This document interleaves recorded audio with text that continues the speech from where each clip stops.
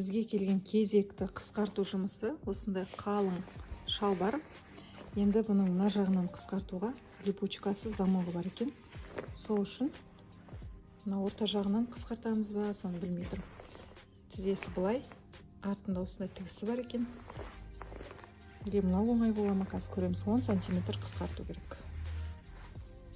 Мынаның ішкі жағы осындай екен. Балағы ішінде қосымша резинкасы бар.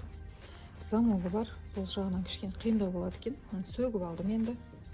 Мына жер осы күйінше тұрады. Мынау алдыңғы жағы тізесі ғой. Енді мынаны қазір сөгіп аламын да. Мына жағынан 4 сантиметр.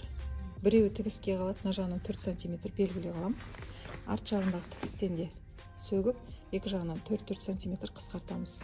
Содан кейін қайтадан құрастырып, ал астарын ішкі жағын мынадан 8 сантиметр кесіп алып, мына жағына қайта жалғап тіге қоямыз. Мына сияқты, осы жеңіл сияқты. Так, мынаны сызып алдық. Сызып сөгіп алдық. Енді мына жерден былай кішкене дөңгеленіп келген. Соны осы бойынша 4 сантиметр сызып алдым. Екінші жағын уже кесіп тастадым 4 сантиметр. Содан кейін қайтадан мынаны былай әкеп орнына тіге қоямыз.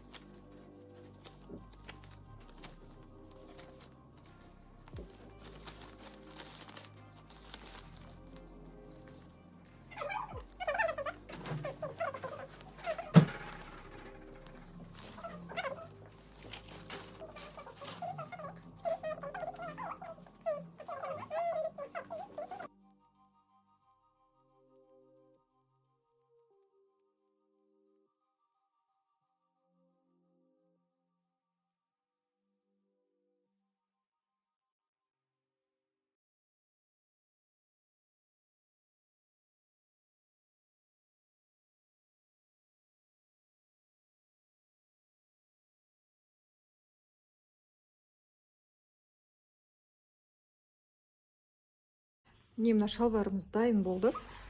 Барлығын алып, қайтадан орнына 4 сантиметрден барлық жағынан қысқартып, орнына қайтадан тігіп қойдым. Негізі общий 10 сантиметр алынды. Тігістерге бір қалдырып кесіп алдым. Мына қалғандары осылай дайын болды.